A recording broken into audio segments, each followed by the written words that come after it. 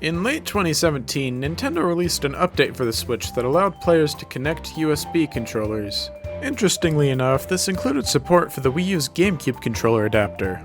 After a little bit of unhinged speculation about another Smash Bros. Game in Virtual Console, they confirmed that this was a complete accident and only a side effect of the general USB support. To this day, you can still use a GameCube adapter and controller for any game that supports the use of a Pro controller. By doing this, you'll see that a lot of things don't actually work. It's very clear that the ability to use this old controller on any game we want was never supposed to be given to us. It's kind of fun to use it though. The GameCube had a really good controller, and to this day it's extremely comfortable to hold, and most of the buttons and sticks just feel really good to use. Some games also work surprisingly well with it. Not all games are created equal though. So what games might be worth plugging in the GameCube controller for? Let's find out. I'll be going through most of the first-party Switch games that I own, in addition to a few other random titles to see what the GameCube experience is like for each of them. I'll also be putting each game on a tier list to give a visual ranking of how well they play. There are a couple of important things to go over before talking about the games. This controller doesn't have enough buttons. It has a start button, 2 sticks, 4 face buttons, a D-pad, 2 triggers that register as the R and L buttons, and a Z button that registers as ZR. What it's missing is the ability to click in either of the 2 sticks and a substitute for the ZL and minus buttons. This doesn't sound like a lot, but it's enough to completely ruin some games. There's also no gyro and no rumble. These don't affect a lot of games, but there are some things that might be made more difficult or impossible without them. There also isn't any way to remap the buttons on this controller, at least not with the adapter that I have. Most Nintendo games don't have the ability to change the controls in-game either, so you're stuck with less buttons and less options a lot of the time. This isn't the case for all games, but it is for many of them. I'd also like to talk about the tier placements and what they mean. S tier is reserved for the very few games that are designed to fully work with the GameCube controller. You'll see what these are in just a moment. A tier is for games that pretty much work perfectly with the GameCube controller. They may not have been designed with it in mind, but they still really do work. B tier is for playable games where you'll run into smaller problems with this controller. There may be a menu you can't access or something like that. You could still play these games from start to finish though, and you wouldn't be missing out on a lot. C tier is for games that have some pretty big problems with the GameCube controller. You could still play most of the game, but it might not be very fun, and some actual content might not be accessible. D tier is for games that just aren't fun at all with the GameCube controller. You could probably play it all the way through, but it might be miserable and frustrating. Finally, F tier is for games that are just impossible to play with the GameCube controller. You'll be blocked off from making progress at some point because of the lack of buttons or something like that, so it's really not worth trying. With that out of the way, we can finally get into the games. I'll start with Super Smash Bros. Ultimate and Super Mario 3D All-Stars. These two are the only games that I know for a fact have full GameCube controller support. They recognize the controller and allow you to play Smash Ultimate and Super Mario Sunshine just as you would with their GameCube counterparts. Now, I don't actually own 3D All-Stars. I didn't buy it when it came out, and it's been delisted for years now. Couldn't find a cheap used copy either, so I can't really say much about how this game plays with the controller. I have heard that it works very well though, and is the best way to play the game on Switch. I definitely do own Smash though, so I can confidently say that it feels really good to play. You can even change your controls for this controller specifically. It's really nice.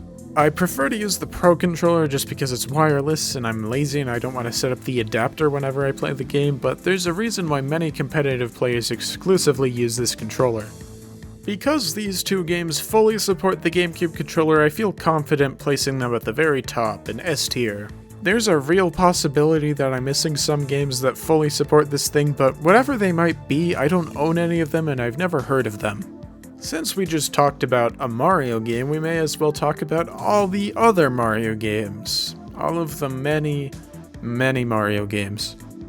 Super Mario 3D World feels pretty good for the most part. You can easily jump, dash, use reserve items, and crouch. You can also use the pointer, sort of.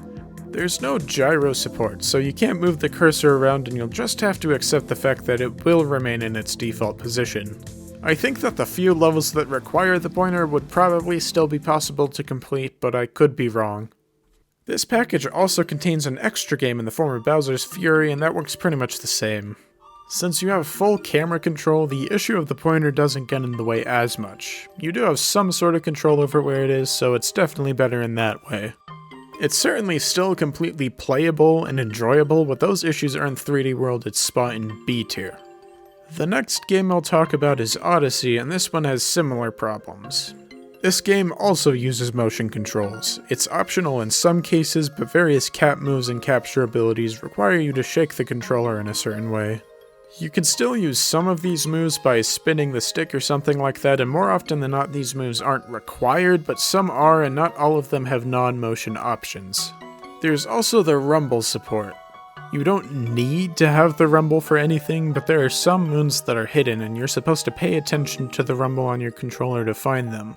Those moves won't be as easy with the GameCube controller because of this, though you can still get them with enough trial and error. Mario Odyssey will also be going into B tier for these reasons. Just a quick note, I didn't think about the tier placement for these two Mario games very much when I made this tier list image, and I changed my mind later. I initially put them in C tier, but I really do think they're fine in just B. Just pretend I didn't mess up with that because it would be very tedious to change all of the tier list images from this point on to reflect that, and I've been sitting on this video for way too long anyway. Sorry about that. Back to the video. Moving on to the 2D games, Mario Maker 2 works pretty great. That is, when you're playing levels. Most abilities are mapped to multiple buttons that the GameCube controller has, and it just overall feels pretty good to play levels like this. Making levels is a little bit of a different story. Obviously, the dock controls aren't ideal for creating things, but they're serviceable and you can easily access most menus with the GameCube controller.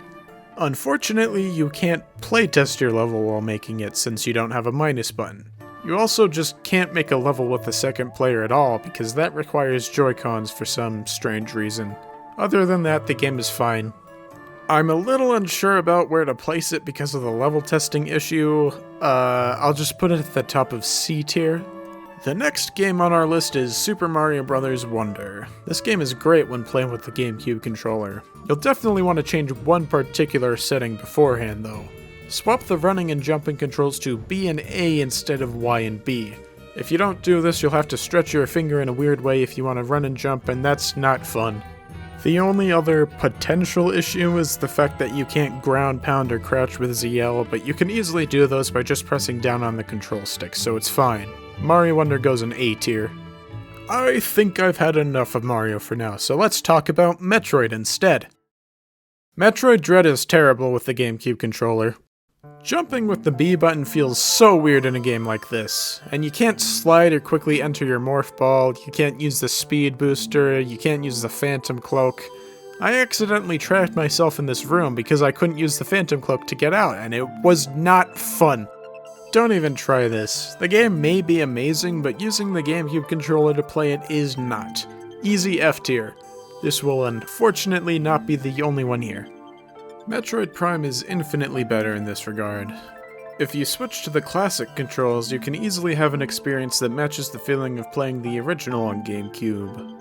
Probably. I've honestly only ever played this game on Wii and on Switch using the other control schemes before this point, so I wouldn't know.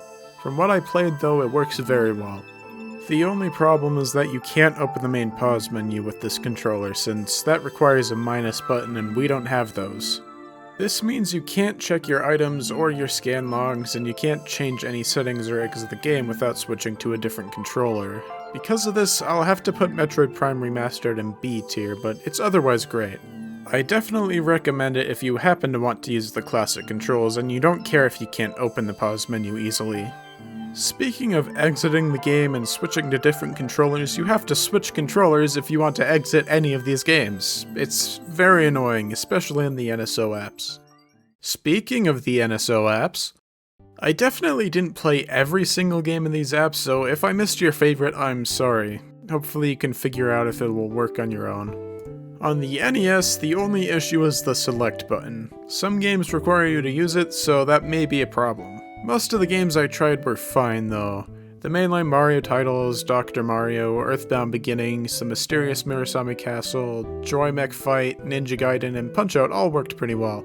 Zelda 1 and 2 also worked fine, but I will admit I've never really gotten very far into either of those games, so there's a chance that you need to use the select button at some point, and you will be stuck if that is the case.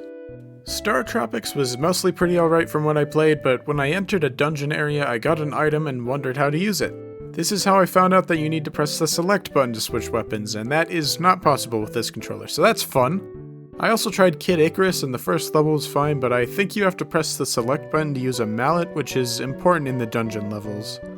Metroid did not work very well at all. You have to press the select button to switch missiles. If you played any Metroid game, you know that missiles are important for many things. Their use is necessary if you want to open red doors or deal damage to certain enemies. Without missiles, you can't make much progress, so the fact that we can collect but not use them is a very frustrating problem.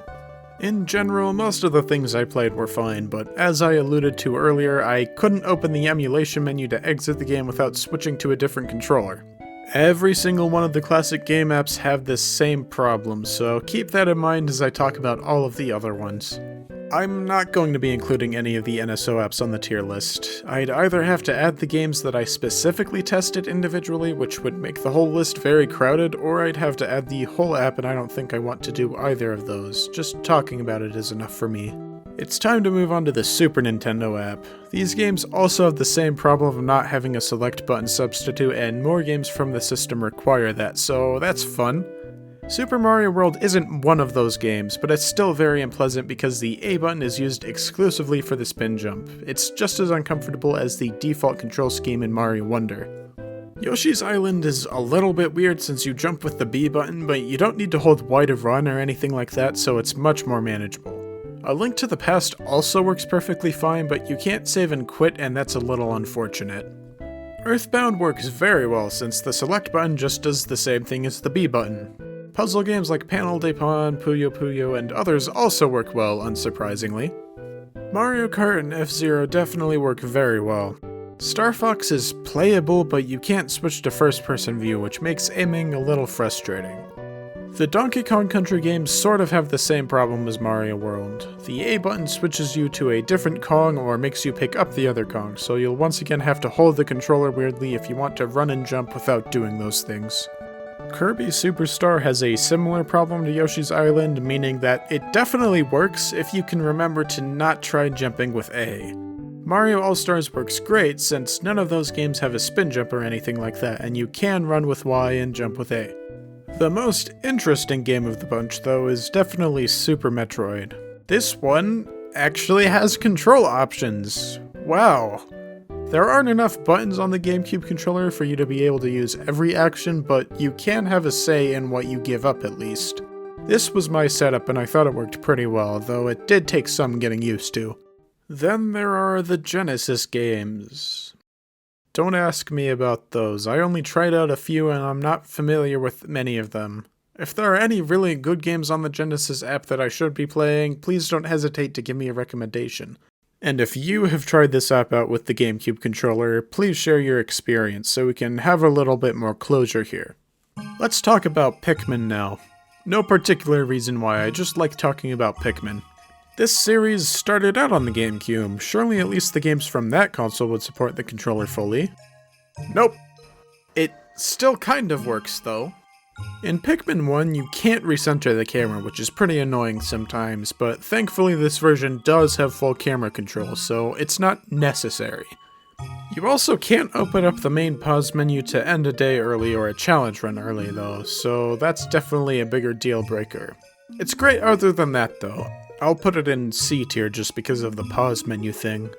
Pikmin 2's main pause menu is opened up with the start button, so that's not a problem at all.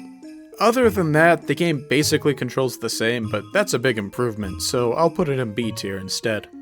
Pikmin 3 Deluxe controls a little differently. You still can't recenter the camera with this controller, unfortunately. You can open the pause menu though. What you can't do is open the map. In any other game this wouldn't be much of a problem, but Pikmin 3 has a valuable feature called Go Here. It lets you send the captain you're controlling and their squad to a point that you've marked on the map. It's very helpful if you don't like wasting in-game time, and it's practically required if you want to get a high rank in mission mode.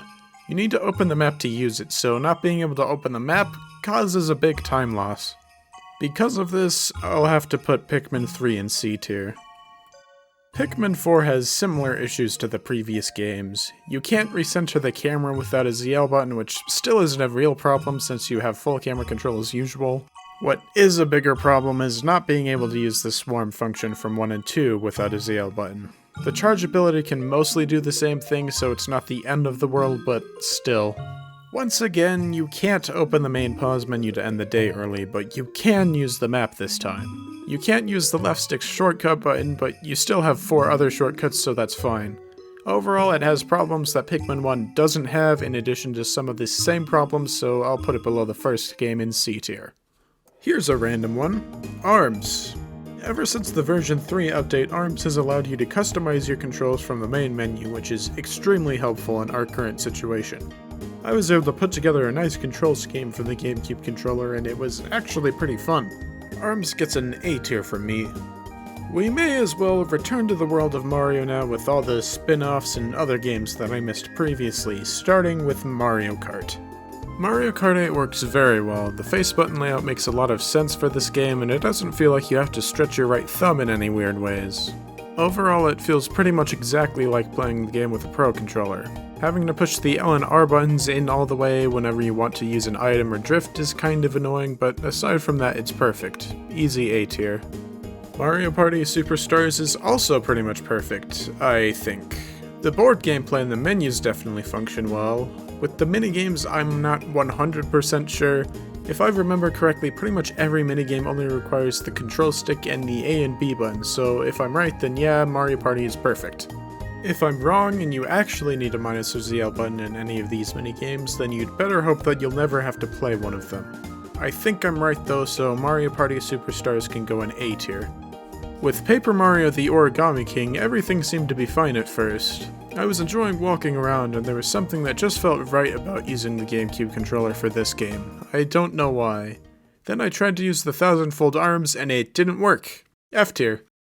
Luigi's Mansion is a series that started out on the GameCube, so you'd hope that the controller from that console would still work. Turns out it doesn't. You can't blow air without the ZL button, which means that you can't use the burst ability. I admittedly haven't played much of this one, but if it's anything like the first 2 Luigi's Mansion games, you need both of those to progress, so Luigi's Mansion 3 will also be going in F tier. Let's end this Mario segment with something that actually works. Super Mario RPG is pretty much completely playable with the GameCube controller. You can't use any triple moves, which is definitely an unfortunate limitation. You probably won't really be needing to use any of those though, unless you're having a really hard time with a super boss or something. I think it's fine and not enough to drag it down too much. I'll put it in B tier. Might as well finish the Switch Online apps now. Tetris 99 is nice enough to let you play around with your controls. You can switch the actual Tetris controls to the control stick, which is very helpful for a controller that doesn't have a good D-pad. I don't know what else to say. Tetris 99 goes in A tier. F-Zero 99 doesn't let you change your controls, unfortunately, but it still works very well. I don't think the minus button ever does anything, and you can still spin with the Z button, so there aren't any features missing. It also just feels weirdly comfortable to play classic F-Zero with the GameCube controller. Easy A tier. Alright, back to the classic games. The Game Boy has the same buttons as the NES controller, so our lack of a select button continues to bring us terrible consequences. You once again can't use missiles in Metroid 2, you can't open the map in any of the Zelda games, and while it's perfectly playable for the most part, you can't start up an extra game playthrough in Kirby's Dream Land. You also quite literally can't play Kirby Tilt and Tumble. Tilt and tumble all you want, but the GameCube controller will never know. Other than those issues, I think everything works fine. You don't absolutely need a map in the Zelda games, even if it is helpful. You can also complete an entire normal playthrough of Kirby's Dream Land without any issues. I also tried Mario Land 2, Wario Land 3, and Tetris, and those worked fine, so unless there's something I'm missing, there's nothing wrong with those either. So, for the most part, you should be able to confidently play Game Boy games with the GameCube controller. Not that you would want to, but I don't know, this video is pretty pointless. Anyway, GBA games, am I right? I didn't try all of these, but most of the ones that I did try worked. In Minish Cap, the select button is only used to talk to your companion character Eslo, which isn't a necessary feature, so it's very much playable. The Mario Advance games also all worked pretty well. Mario and Luigi didn't work well. You need to press select to open the pause menu, and since this is an RPG, that is something you definitely want to do unless you don't like healing or changing equipment. Metroid Fusion did work very well from what I played, but I haven't played this game in a few years, so I don't remember if there's any point where you need to press the select button. I know that in Zero Mission you needed to press it to switch between normal and super missiles. In Fusion though, supers are just a straight upgrade to your normal missiles, and Zero Mission isn't even on NSO yet because it's NSO. If I'm remembering something wrong and the select button is actually very important in Fusion, please let me know how foolish I am. Now we made it to the last and worst NSO app, at least when it comes to playing with the GameCube controller. Nintendo 64 games just don't work. It's probably worth briefly discussing the button mapping situation with this app. The L, R, A, and B buttons are all mapped to modern controller counterparts. Z is mapped to ZL, which is just so nice. All C buttons are mapped to the right stick. They're also mapped to the face buttons when you hold ZR down. C down and C left are also mapped to the X and Y buttons, because why not? The D-pad, the control stick, and the start buttons are all mapped in a pretty obvious way, so that's nice at least. And last but not least, you can open the emulation menu by pressing minus. This control scheme is a mess even with a normal controller, so it's certainly not going to go very well for the GameCube controller. The few games that do fully work are games like Dr. Mario and Kirby 64, because those mainly use the D-pad, so good for them. Mario Tennis actually does work pretty well too. Mario Party seems to also work fine, but you can't view the full board because you don't have a ZL button. The rest of the games I tried didn't fare so well. Ocarina of Time and Majora's Mask require you to use the ZL button to lock onto enemies, which makes combat actually bearable. You can't do that on a GameCube controller, but you can toggle the minimap, which is clearly much more important. In Mario 64, you can't crouch, meaning you can't ground pound or long jump. This makes a number of stars unobtainable. Banjo-Kazooie also has the same problem, which locks you out of using many of the abilities in the game. In Mario Kart, you can't use items. In Paper Mario, you can't switch between Mario and your party member of choice during battle. And you also can't spin, which makes overworld movement pretty unfun. In F-Zero, you can't slide left, which is pretty stupid. Star Fox 64 works surprisingly well, but you can't tilt your R-Wing left, and that's not good. With GoldenEye, I dread playing it on this controller. You're practically required to change button mapping on a system level if you want to have any fun playing with a normal controller, so not being able to do that with the GameCube controller doesn't make the experience sound very pleasant. In all honesty, this video was just supposed to be something kind of silly and fun, but playing all these games with the GameCube controller has sort of exposed the lack of control options on this console. They've sort of addressed this with the button mapping and the system settings, but then there are still situations like with the N64 app where that can't fix anything. I'm sure that many wired controllers are also like my GameCube adapter and the button mapping isn't even possible. There are a couple of Nintendo-published titles like Smash Bros. And ARMS that allow you to change your controls, but most don't.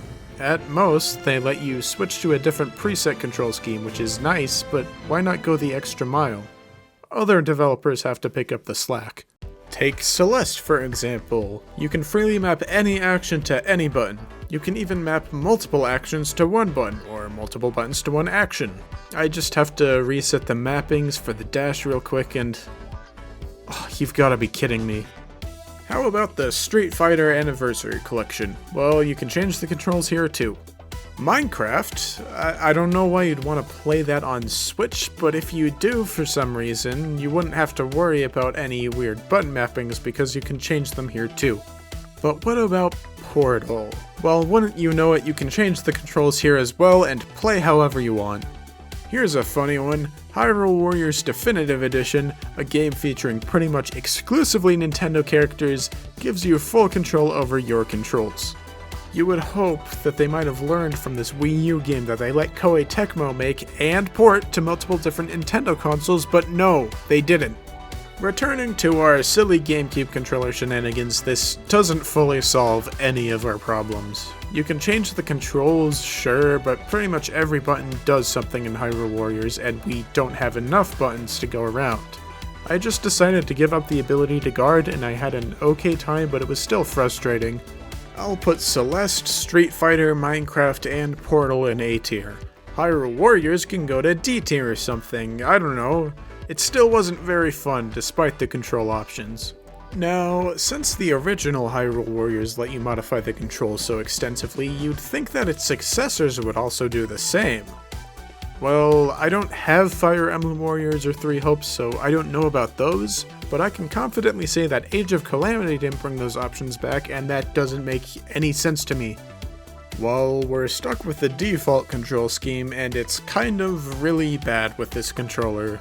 When I started the first level to test things out, I couldn't even get to the system menu to check if there were control options. I also couldn't guard, which isn't the end of the world, but it was still a big problem. Bigger enemies were incredibly frustrating though. You're supposed to click the left stick in order to lock on, and I couldn't do that, so I was always struggling to see exactly what I was fighting in those situations. I'll put Age of Calamity in D tier as well. Now it's time to talk about Xenoblade. The first game is actually quite fun with the GameCube controller, and I could imagine the Wii version playing like this, although I don't think the game actually supported it. In the menu, things are mostly fine, but you can't use the minus button to access some parts of it, and if you ever press the Z button in some of these, you have to fully back out of the menu to reset things. Really, the only sort of big problem that's caused by any of this is losing access to the Colony 6 section of the quest menu, but you can always just fast travel to Colony 6 to check on stuff like you would on Wii or 3DS. Gameplay is very smooth with the GameCube controller. You can't change the camera zoom unfortunately, which was a problem on this file where it was way too zoomed out. I think the default position is fine though, and you really only need to adjust it once if you're having problems with it, so a quick controller switch is enough to sidestep this issue completely. You also can't expand the minimap, but that's really the only other potential issue. Everything else works great. I'm going to put Xenoblade Definitive Edition in B tier because despite the problems I ran into, I really enjoyed myself and I would totally be willing to play through the game again with the GameCube controller. I don't know, maybe I'm being too forgiving. The experiences that I had playing the other games with this controller were not forgivable. Xenoblade 2 is weird. The camera controls are mapped to the L button so you can zoom in and out if you want to. That's fun, I guess. What isn't fun is having to open up the pause menu every time you want to change your active blade.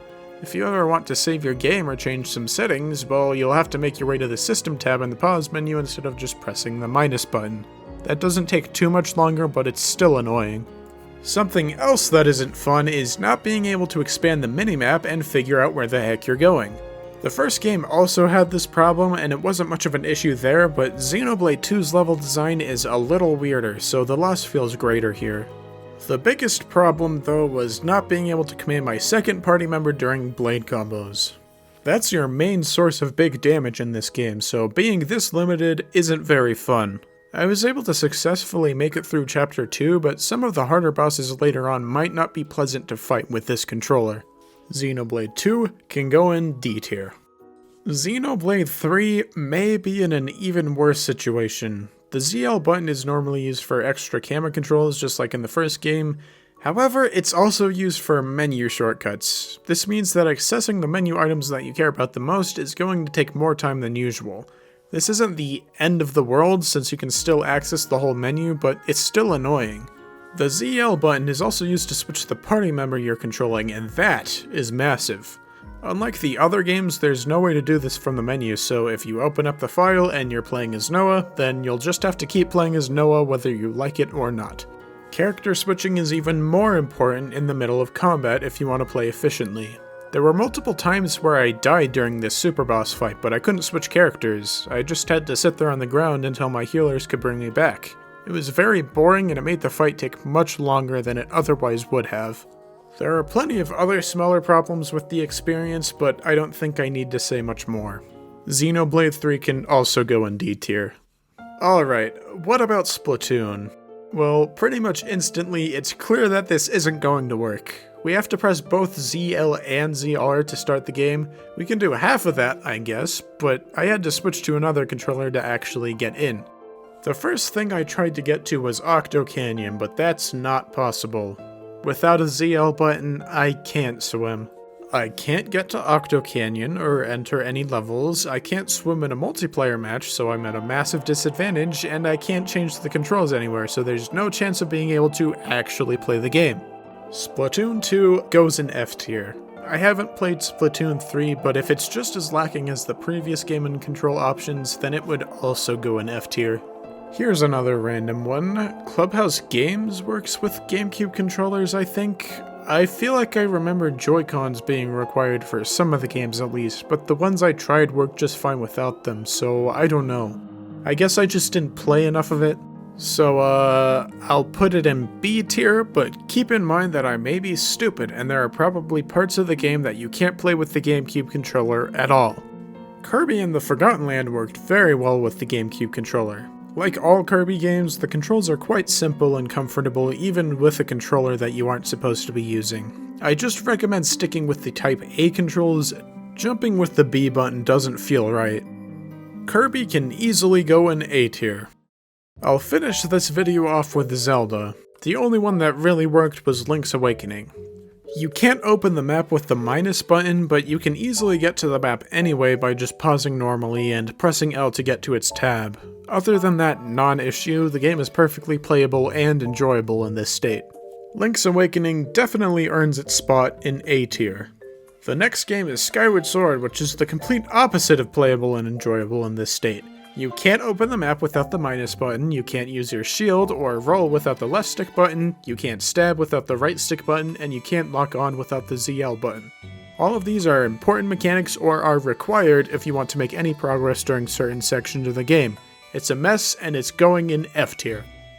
Breath of the Wild is somewhere in the middle. You can't shield or lock on without the ZL button. You could still probably survive without those things, and I was able to have some success, but it's not going to be easy all the time. You can't open the map without the minus button, so you can't use fast travel either. You'll just have to walk everywhere you want to go. Aside from those things, I guess you can't crouch or enter the first-person view, so you might have a harder time being stealthy or keeping track of landmarks that you want to visit, but those problems aren't as bad. I'll put Breath of the Wild in C tier. Tears of the Kingdom pretty much has the same control scheme as the previous game, so I was originally not going to really go over it. Then I thought about it a little bit more and decided against doing that. I mean, it may be true that you can't crouch or use the scope with the stick buttons. It may also be true that you can't shield or lock on with the ZL button. It may even be true that you can't open the map with the minus button. However, you can use the amazing Zonai abilities instead. I mean, why would you care about all that when you can use Ascend, or Recall, or Ultra Hand, or Fuse, or Auto Build, or a Camera, or Map? Wait. Map? Yeah, for some reason the map is also a Zonai ability. I have absolutely no idea why, and it's very silly, but for the purposes of this video, it's actually a big help and lets us fast travel with the GameCube controller. This isn't enough to get the game out of C tier or anything, but it's funny and it's enough to earn it a spot above Breath of the Wild. Congratulations, Zelda team, your random decision actually paid off somehow. Alright, we made it. I'm done talking about the GameCube controller. What an accomplishment! This was ultimately a pointless, repetitive, and possibly confusing exercise, but it was kind of fun. I mean, I had fun. We even made a tier list. I love tier lists, don't you? I was able to get my hands on the Switch Online Nintendo 64 controller, so if this was a fun video to watch for whatever reason, then I might just make a follow-up video for that controller. That should be interesting. That's all I really have to say. Goodbye!